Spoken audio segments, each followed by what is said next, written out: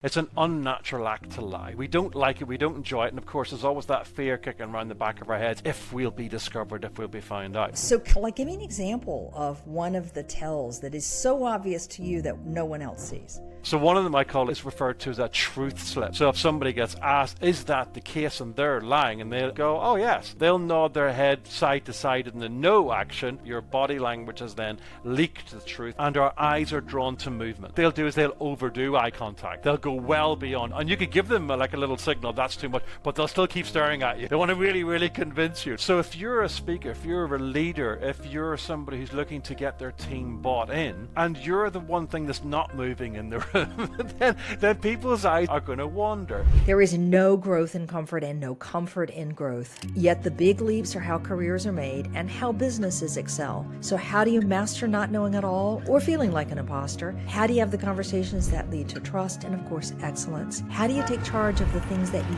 can control? How do you thrive outside your comfort zone? That's what this podcast is about. I'm your host, Wanda Wallace, and it's time to get out of your comfort zone. Welcome to the conversation. All right, today we are talking about body language. And I want to say it straight out, if you don't appreciate this, I suspect that your body language conveys more about you and your message than the words that you say. All right, so stay tuned. You're going to hear a lot more about it. We want to talk about how to use body language to get attention and to keep attention. We're going to talk about how body language helps you build relationships and show empathy.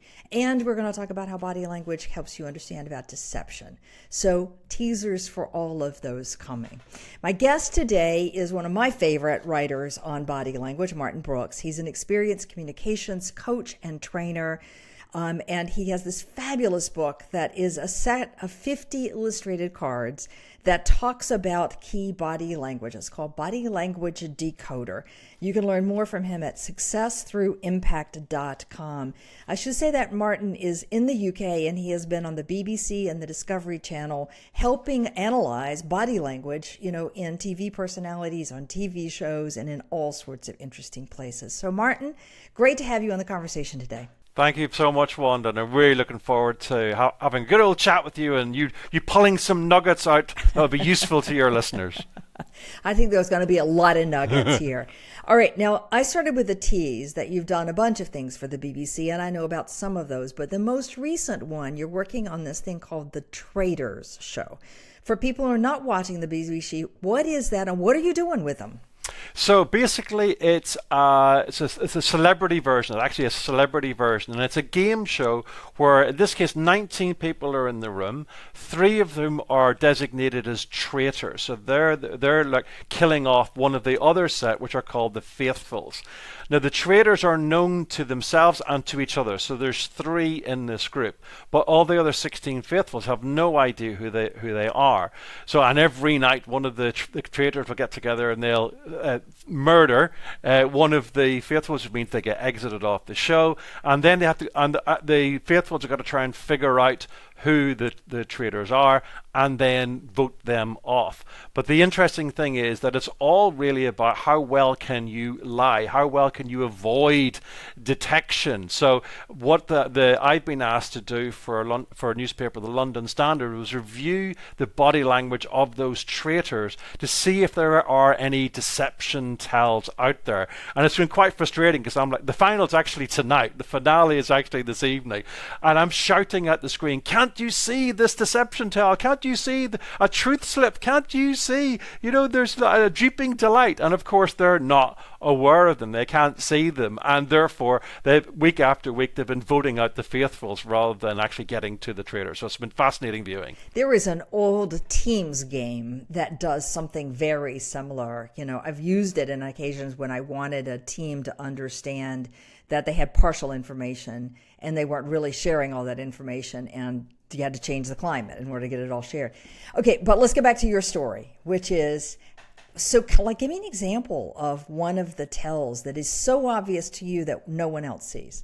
Yeah, well, it's actually fascinating. One of the things that I find really interesting is that the old adage, the body speaks the mind. The body speaks the mind. So if you're trying to conceal something, it's an unnatural act. For example, if we take deception as an example, it's an unnatural act to lie. We don't like it, we don't enjoy it, and of course there's always that fear kicking around the back of our heads, if we'll be discovered, if we'll be found out. And it's almost like the body desperately wants to tell the truth.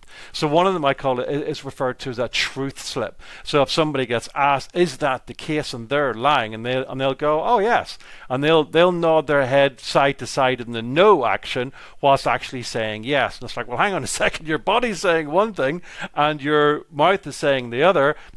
That then causes a little bit of confusion in the person watching that, and which is why I refer to it as a truth slip. Your body language has then leaked the truth, and it's quite common in business leaders and particularly politicians. You see quite a few of those in more interactive, hard-hitting interviews. It's always an interesting one to look out for. Yeah. I have been noticing that lately, and I find an awful lot of people shake their head side to side to say no while they're trying to do something affirming. And I haven't stopped to say what's underneath, but I suspect what it is a half-truth. But I'm getting ahead of myself. We got to go back up to talk about the body language components for getting attention and building empathy. And then I want to come back to these deceptions that happen in business life and how to be aware of them.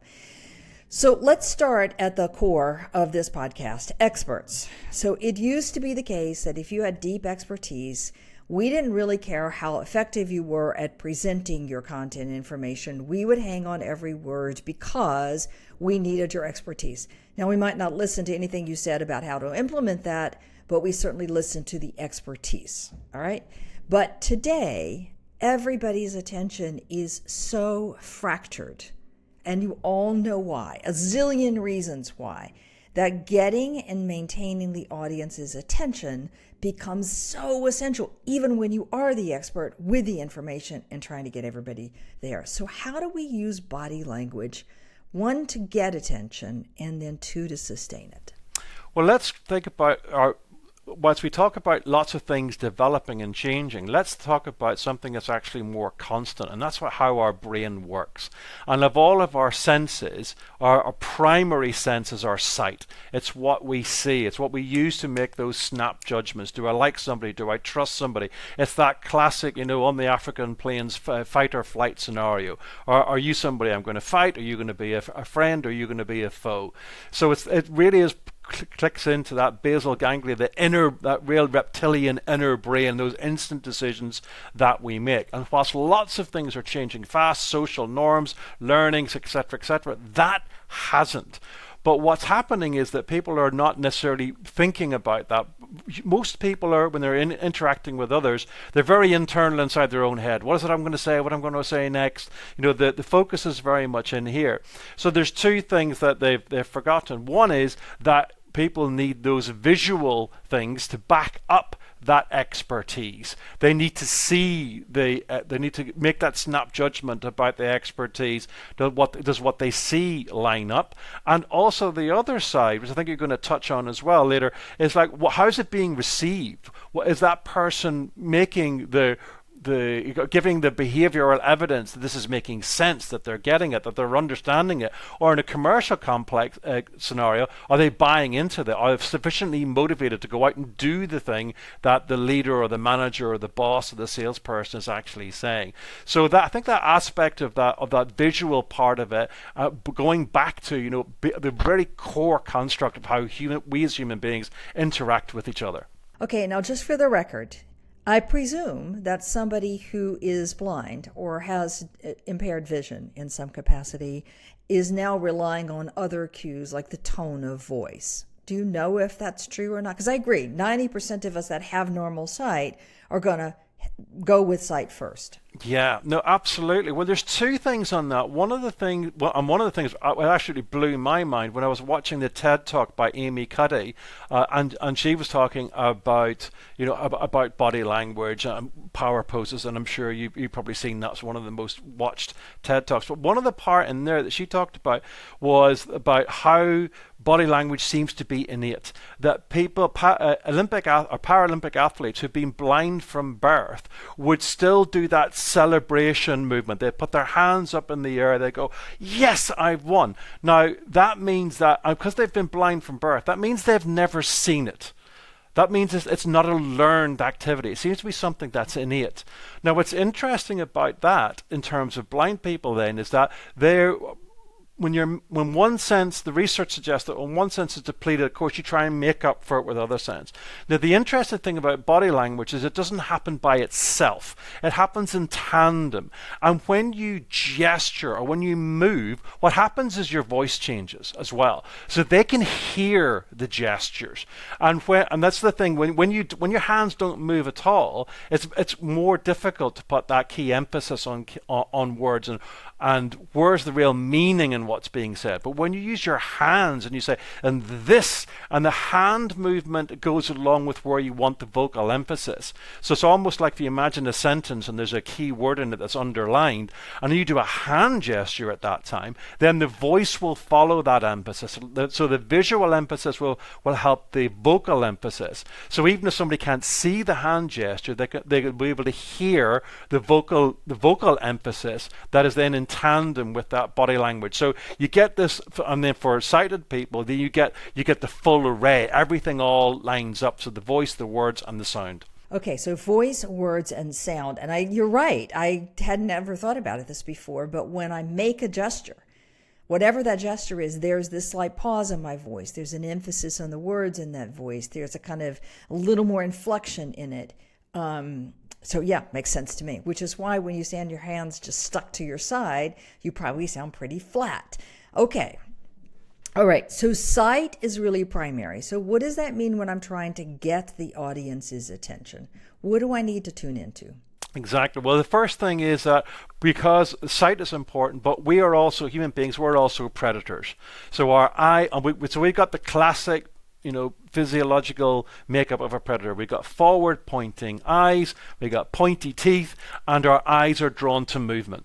So movement draws the eyes in. If you're looking at a still background and something moves, your eyes will just automatically go to it. So if you're a speaker, if you're a leader, if you're somebody who's looking to get their team bought in, and you're the one thing that's not moving in the room, then people's eyes are going to wander. And so that movement in the gestures, particularly in the facial expressions, if you're doing like as we're doing now, we're communicating, via the web, so there's less of the body available. Then that key thing about movement draws the eyes in, particularly in communication that's a little bit longer because the eyes get bored, they tend to wander.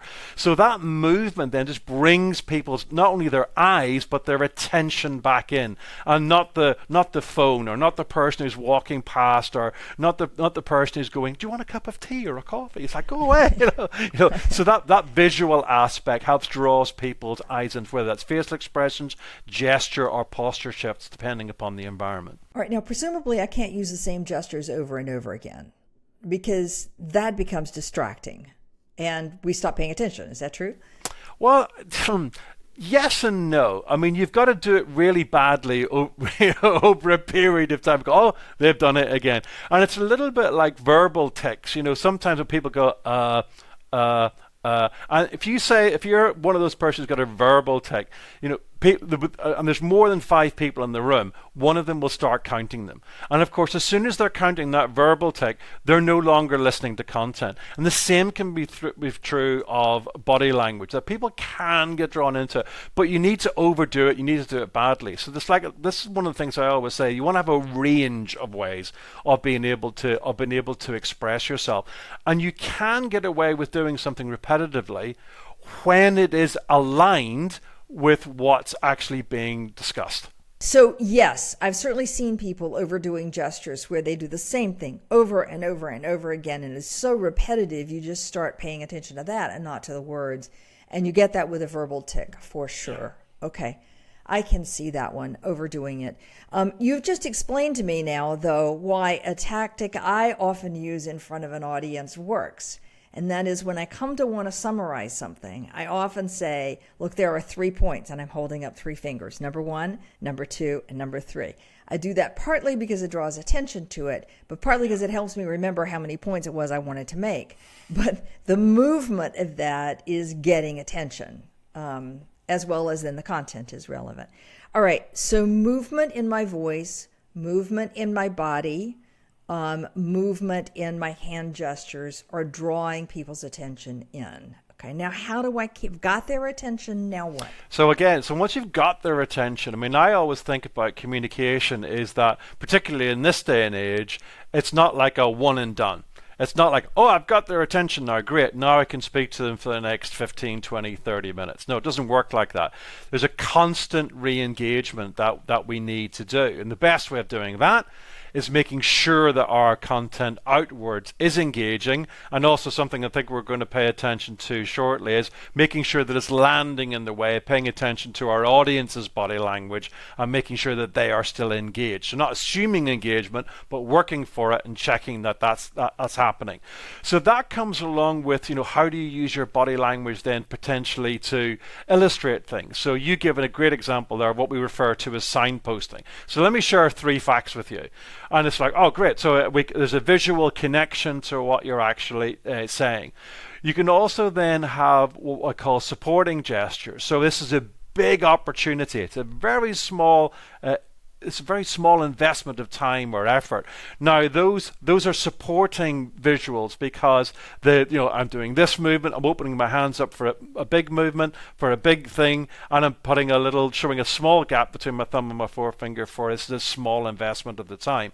So again, that's aligned with what's actually being said. And then you can supplement those with general overall, like credibility gestures, like the parallel hand shop, the saying that this is what we're doing. And this is actually a really great one for vocal emphasis as well. This is what's happening. This is the plan. This is the project. So you got to come back to your earlier point there. You got quite a variety in how you use your body language just from the gestures. And then, of course, you've got your facial expressions as well. So if you're saying, this is a fantastic opportunity, you'd smile, you'd look all bright and breezy. And then if you go the other way, if this is a compliance or a legal issue, you go, and this is a serious point that really needs to happen, and then you have a furrowed brow, your voice then would go down, be slower, be deeper, so that all of those things coming together really underpins that message in terms of emotion, feeling, and the core things that you want to say. Yes, it makes sense, the hand gestures, it makes sense the voice intonation, it makes sense the facial expression, and all of those are a way of making sure that your audience is with you. But there's another one too. It's, like when I'm a big fan of Alex Pentland's work on honest signals. I'm sure you know this work, the body signals that we give away, often unconsciously, as you said at the beginning. But when you have energy, when you're when you're genuinely really excited about something, think this is a great opportunity. You hear it in my voice, you're going to see it on my body, you're going to see it in a lot of different things. And that stuff is just, it naturally happens. You can't hide it. You can't display it. And it draws the audience in. Yeah, I think the rapper Chuck D said it best when he said, in order for an audience to buy from you, they have to buy into you. So if you don't look and sound like you really believe and have that energy or enthusiasm for what it is that you're saying, whether that's a product, whether that's yourself, whether that's your company, it's very hard for people to buy in. They need to see that energy and hear that energy as well. So those signals that you're getting out, it's almost like you're agreeing with yourself. That they need to see that in order to be able to buy into what it is that you're saying, for sure. That makes tons of sense. Okay, so you have talked about recognizing whether you've lost the audience. What are we looking for to know? I mean, often leaders will say to somebody, you need to learn to read the room. I think what that means is you need to learn to understand when you've lost the audience. So let me just translate that straight out. I think that's what they mean.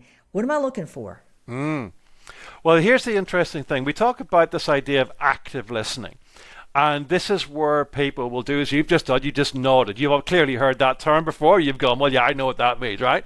So there's a recognition of what's being said. So there's a cognitive, yeah, I've heard that before. That makes sense. Now, of course, what's the opposite of that? You've heard that before. No, that doesn't make sense. And you very often see people kind of look away, have a bit of a furrowed brow, and go, well, hang on, is that what I've heard? Or that's not the stat I'm sure somebody else had mentioned. So you'll see confusion, or you'll see querying.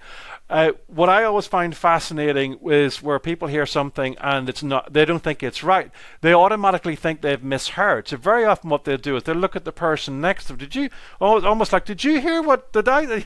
And they'll look around. Or are other people similarly confused, or is it just me? So like there are examples of people getting it and understanding it, like the nod or the vocally one you just did. That's that little confirmation. Then what's the opposite of that? Whether it is confusion or not getting it. And I think the third element then is where you've lost people. They just tune out. And that's kind of difficult, because with active listening, you've got a scale. Some people are very active listeners. They're like, yes, they're like that. And other people who are very inactive listeners, they don't tend to give a lot away. So they're kind of trickier to work with. So when you're working with, so the first thing is try and establish a baseline of the people that you're talking to. How expressive are they? And then, of course, if they drop off a little bit, then you can notice it. But if you've got people who aren't particularly active listeners anyway, then that makes it more tricky. And you probably need more, so is that making sense to you? You'll actually look to engender that positive. So does that make sense to you? And if there's somebody in the room, you might go, Wanda, just making sure this is all still okay with you. So you can then generate from an inactive listener a positive response. Of course, if you say that and they go, yeah. And it's like, well, hang on a second. Clearly there's a vocal and a visual clue that it's not making sense. I'm glad I checked. And this is really important, where we got to do what I call layered communication. So it's like, you need to understand this bit to understand the next bit. You need to understand that bit to understand the next bit. So obviously if there's been a tune out or a miscommunication at the bottom level, stuff that will be built on top of that will then, of course, be completely scuppered. So checking in with people who aren't as active listeners, looking to get that response from them, is something that's a good tool to have in your armory. And the underlying idea is pay attention to how people are responding, and then that can help give you your next action. So I want to look that they're nodding, that their heads are, sort of saying yes, or they're looking around going, what, where? I want to look that they're still maintaining eye contact with me in some capacity, so they're tuned into that. I want to look for the sound of agreement, in a verbal agreement. And I want to be careful to check if I've just got what I always describe as the stone wall face, which I have no idea what it means. And I have learned, painfully, I must say, that I have to stop and say, okay, I can't read your facial expression. So just give me a clue. Are you tracking with me? Is there confusion or doubt? Or are you just processing? I always put that in there, and I get 90% of the time, oh no, we're just processing. Yeah. And it's like, it just reassures me so I don't go off a rail somewhere trying to get that verbal affirmation from them when they were already with me in the first place. Yeah, for sure. And one more thing to add into that one, Wanda, as well, is like, are you getting the emotional response that you should get? So if you're saying something, this is really exciting, and they're like almost like going, I said, well, hang on a second. Okay, I'm getting intellectual confirmation, but I'm not getting that emotional confirmation. So there's a big difference between understanding something and understanding and buying into it and then acting on it. So check out for what you would expect to be the emotional response that you'd want to get. Are you seeing that? Are you getting that feeling? And if you don't, like you say, then doing that little check-in and going, well, what are you thinking? How are you feeling about this? And different teams have different groups. That there becomes a norm about how they respond or don't respond, and they will literally sit, kind of almost rigid, with a pleasant expression on their face. There's not any emotional problem here or there, and you feel like you've completely lost them. And then the next day they say, that's the most amazing talk I've ever heard in my life. And you're going, whoa, I finally did learn that I had to be careful with interpreting that particular body language. For sure. It's interesting process. Okay, let's shift gears for a minute. I want to talk about building relationships with your team. So anybody who's listened to me at all in the last 6 months to a year know that I have been haranguing on this issue, that especially if you have a younger team, you have to have them believing that you care about them as a human being, not just their productivity. If you don't have that sense of caring that they believe, whether you do or don't isn't the issue, they believe it, then you're going to struggle to give effective feedback. You're going to struggle to keep motivation up. You're going to struggle to get accountability. You're going to struggle to get ideas. You're going to struggle to get anything going. It's the ground. So I want to know, how do I use body language to convey I care, or empathy is another word? Yeah, for sure. Well, actually, you mentioned one of the key elements of this earlier, and that is eye contact. And one of the things I've always found fascinating was ex-US president who was very well known for being able to create that effect of I'm here for you, I am listening, I'm giving you my full attention. And he calls it his be here now strategy. And I actually teach this with leaders in business schools or in businesses, because leaders like US presidents have got a lot going on. And there's probably lots of people trying to get hold of them. There's pressing issues, etc., etc. They're spinning lots of plates. But one of the first things, in order to really just switch into the people that you're with and let them know that you are the center of their world at that point in time, it actually has to be an intellectual decision. And that's his 3-word strategy: be here now.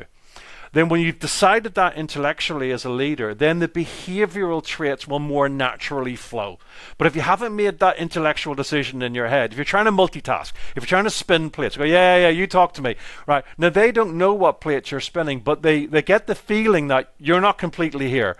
Part of your brain is somewhere else. And of course, they don't know what that is. They don't know how serious it is. And they may start to think, well, it's me. You don't like me. You don't think what I'm saying is interesting. And of course, the opposite can be true.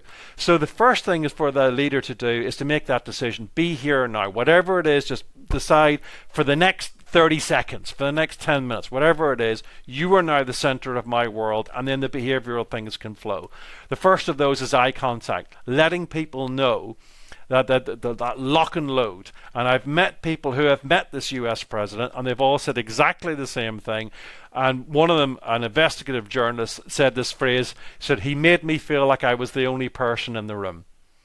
And it was that one of those things was the key: lock and load, absolute eye contact, not looking over their shoulder, not looking at their watch, not checking their mobile phone every 5 seconds, but just absolutely giving them their full attention. So that one was really, really important.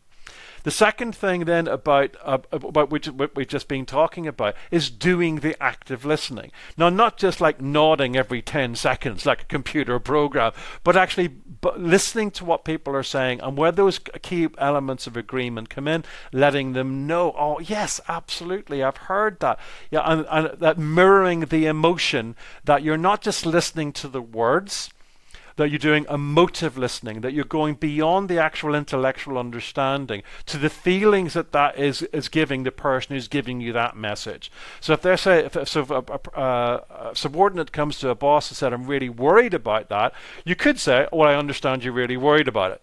So there's an intellectual confirmation there, but there isn't an emotional heart connection to that. So you go, I get that. I understand that you're really worried. So if the facial expressions and the body language go with it, then the team member goes, they're not just intellectually hearing that. They're hearing that, they're feeling that on an emotional level, because I can see it. The third thing then that leaders can do to really convey that listening is what we call the mouth cover. We talk about the metaphor often in a team environment of the talking stick. Somebody has the talking stick. And one clear visual indication when you're talking with somebody else that they have the talking stick is to act in the exact opposite way when a person would have the talking stick. So you have the talking stick, you've got it. I am now in listening mode. So the hands come up and actually cover the mouth. We call this the mouth cover. It's one of the cards on Body Language Decoder. So you cover the mouth. So if you're on a desk and round meeting, that's very easy. You put your elbows in the desk and you just cover your mouth. Or if it's a corridor conversation, you can always take one arm, make a platform for it, put the elbow on that platform and go, oh, I see, right. And this is a really strong visual confirmation that the other person has the talking stick. I'm not talking, you're the person talking. It's a very clear indication. And that can be really useful when a more senior person is talking to a more junior person, to give them the signal, you have permission to talk. You have the talking stick and I am fully in listening mode. And that then really gives people the confidence to influence upwards, which is often really important and leaders miss out on because they don't give them that signal that the more junior person has the permission to speak. Okay, now, presumably, though, I don't want to keep my hand over my mouth all the time, because otherwise that becomes like I have a habit. One of my bad habits is I put my fist up to my chin and I sort of prop my chin on it, which is a little bit lazy on my part. But we can utilize that. We can utilize that. So what you can do is you can put your fist on your chin, or then you can turn your head to one side and just point to your ear. Yeah. So it's like I'm listening. Okay, all right. There you go. So you can utilize that one.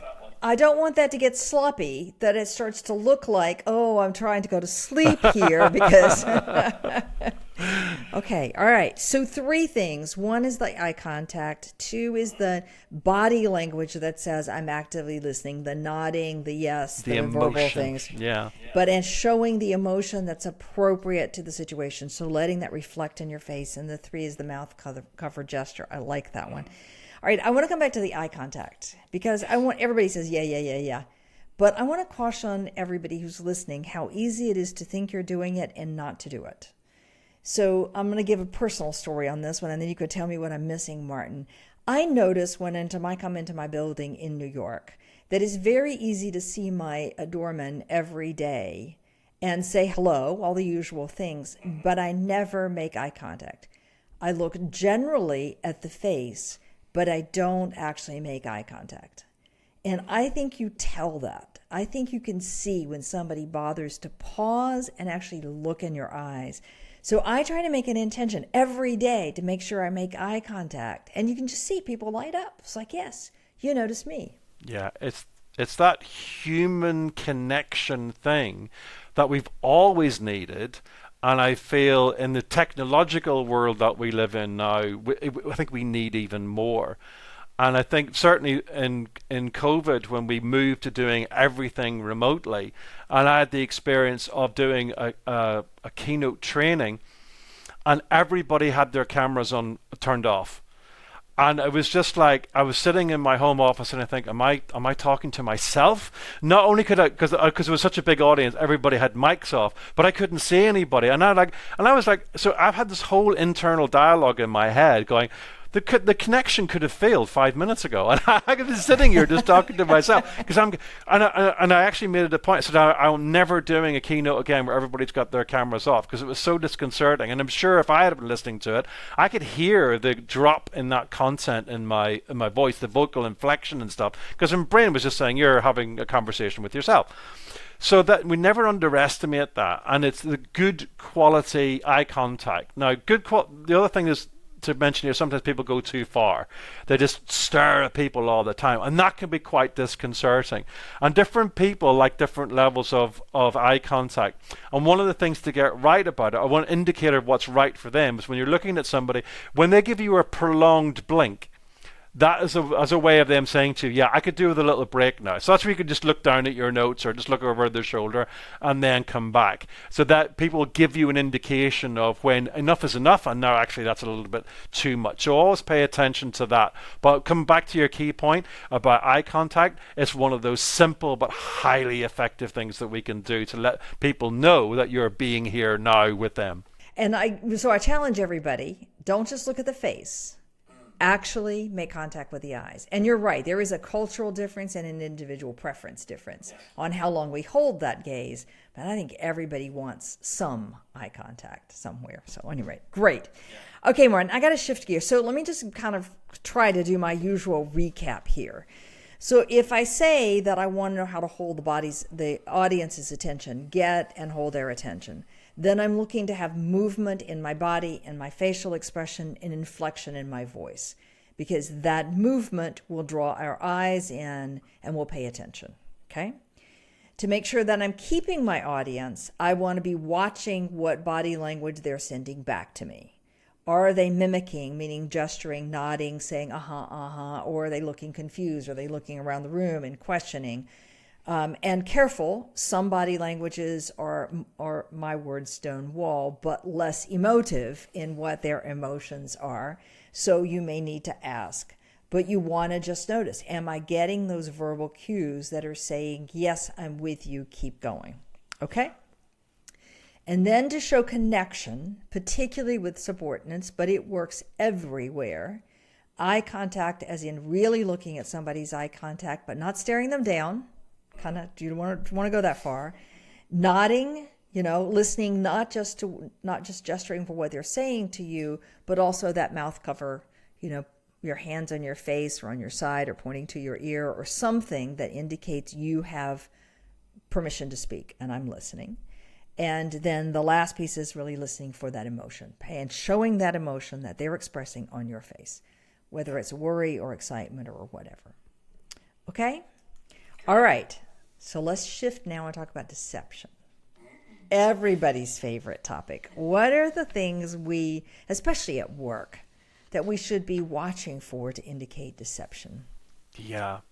Well, there's a fantastic TED Talk, and it's one of the most viewed, but Pamela Meyer did a whole TED Talk on deception.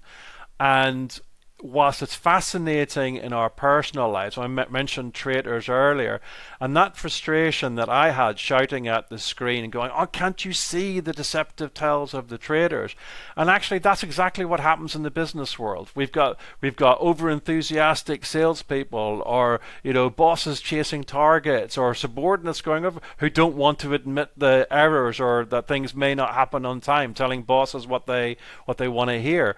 So that this mirror in the business world. So there's mini deceptions. Oh, I'm sure, yeah, we'll get that on time, up to the larger, more concerning deceptions. And Pamela said in her TED Talk, in 1 year in the US, it came up to, fraud came up $997 billion. It's a big, big deal.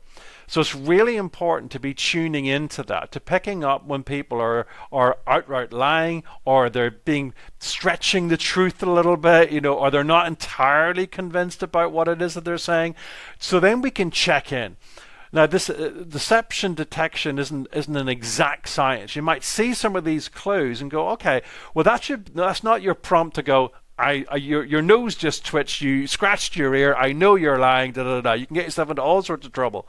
But what it should be a prompt for is more questions. Just checking in. Because the more evidence you have, the more data you have, the more likely you are to be accurate. So the way I think of this is, it's not about, catching people out being deceptive, but it's about paying attention to how they communicate and when you should dive in and gather more information to make sure that that little funny feeling that you've got has got some accuracy to it. So in terms of what are we looking for, I think there's three really useful deception tells that we see, that I've seen a lot of, in fact, in the traders analysis. The first one is that truth slip, where you say to somebody, can you do that? And they go, absolutely, and they shake their head no. And it can be the opposite way as well. They can be saying no, but nodding their head yes. So pay attention for that one, because that's inconsistent. That doesn't make sense. Why would you shake your head no when you're saying yes? So then you delve into that a little bit more detail. So I'm delighted to hear your optimism, but tell me a little bit more about that. What's happening there, what's happening at this point, what's happening at that point. That should be a prompt for you to go, you know what, I'm not going to quite take your word for that. I'm going to delve in and ask some more questions and clarify. So the first one is watch out for those truth slips. The second one is what we call eye blocking.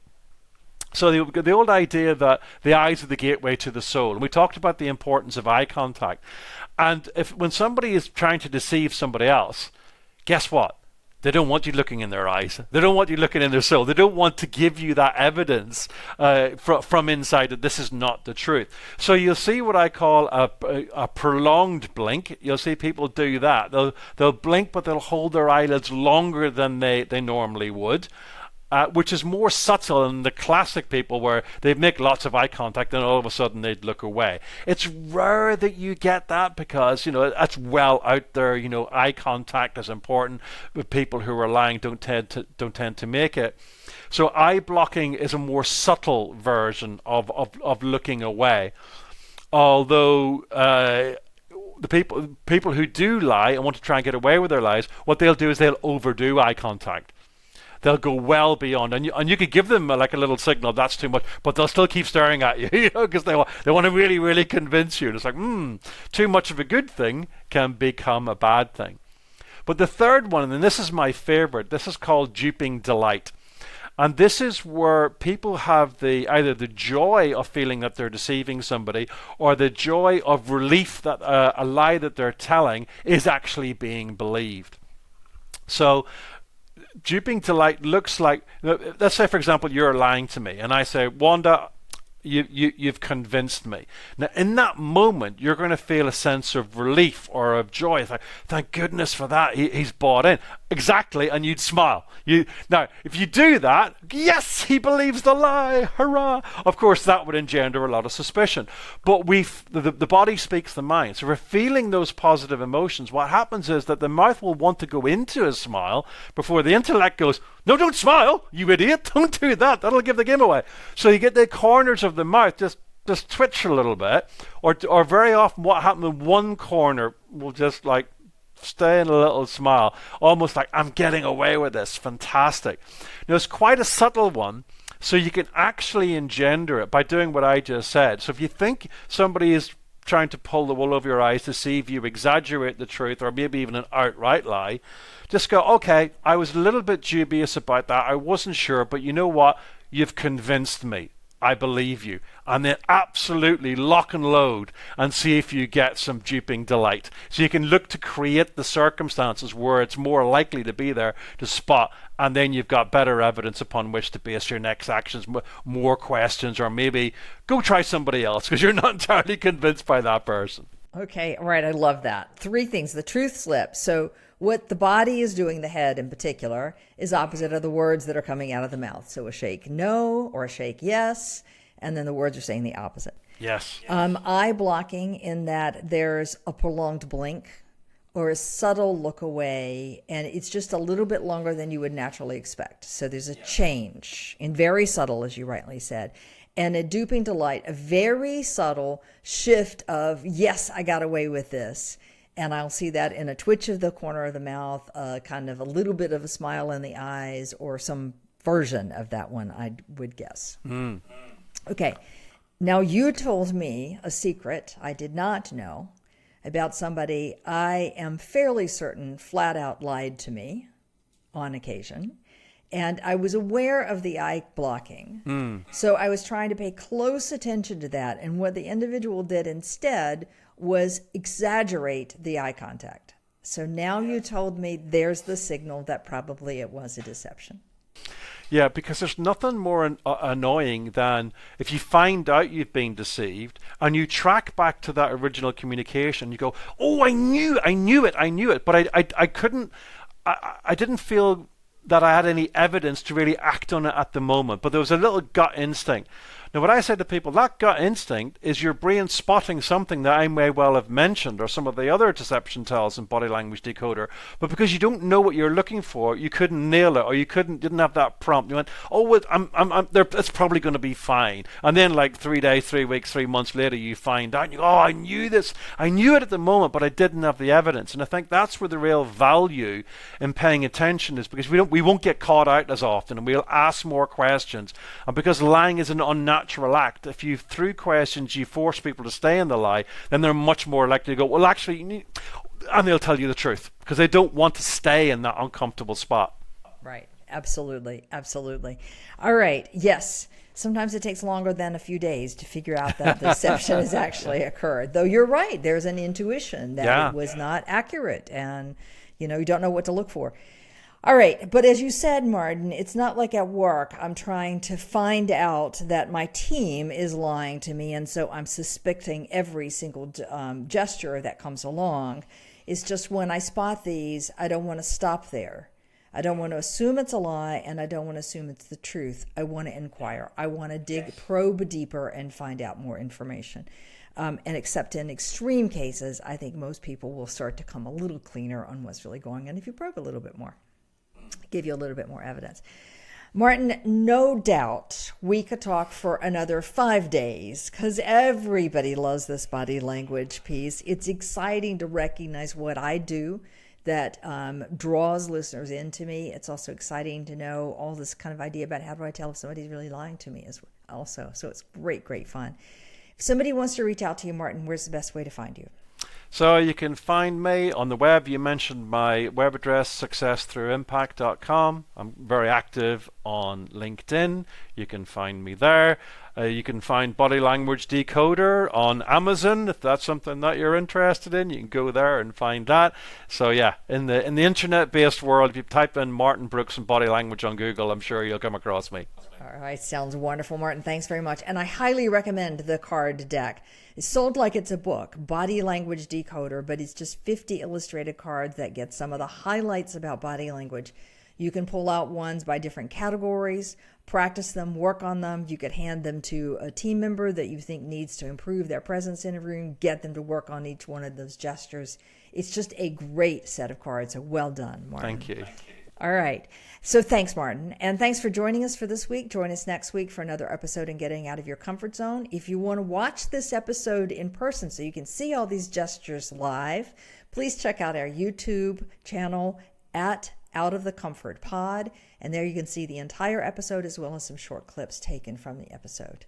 And send us your notes. We'd love to hear from you. Outofthecomfortzone.com. See you next week.